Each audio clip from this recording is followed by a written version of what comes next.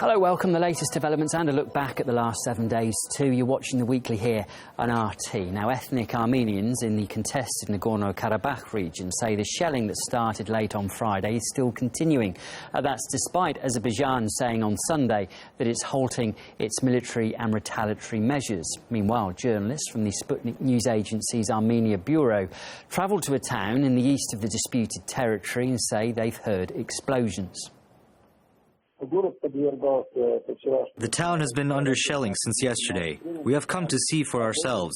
When we came to the town, we clearly heard an explosion. The local leader told us the shelling is coming from the howitzers.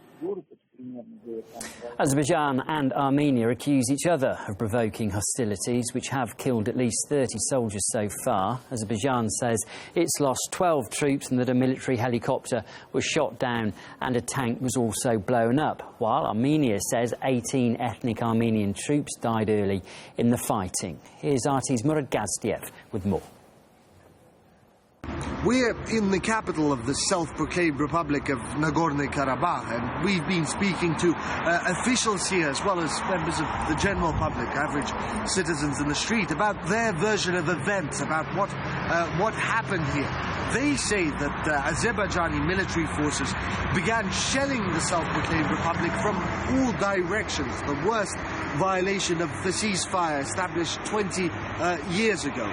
That shelling, they say, was followed by a land operation, military operation, in two regions. Azerbaijani officials, meanwhile, have declared that they're going to carry out a unilateral cessation of hostilities. In other words, they're going to stop all military operations, they say, unilaterally. Whether they'll do that or not remains to be seen. En route here to the self-proclaimed Republic, we saw a number of convoys, big convoys of troops, of military hardware coming to the self-proclaimed Republic. On the Azerbaijani side, there's the same thing, a troop build-up around the self-proclaimed Republic. Whether that'll spark an escalation or perhaps act as a deterrent, encouraging both sides to re-establish the ceasefire, well, that remains to be seen. Murad Gazdiev reporting there. Well, the Azerbaijan prosecutor's office has reported civilian casualties on their side, saying 2 people were killed and 10 more were injured. Earlier, there were similar reports from the local Armenians as well. A spokesperson for the self-proclaimed Republic's leader says a boy aged around 12 was killed and 2 other children wounded in a missile barrage by Azeri forces. There were 2 shots. We couldn't make it to the shelter and got hit. We were heading to the school when suddenly there was a blast. I fell. We started calling for help and then we were brought to this hospital.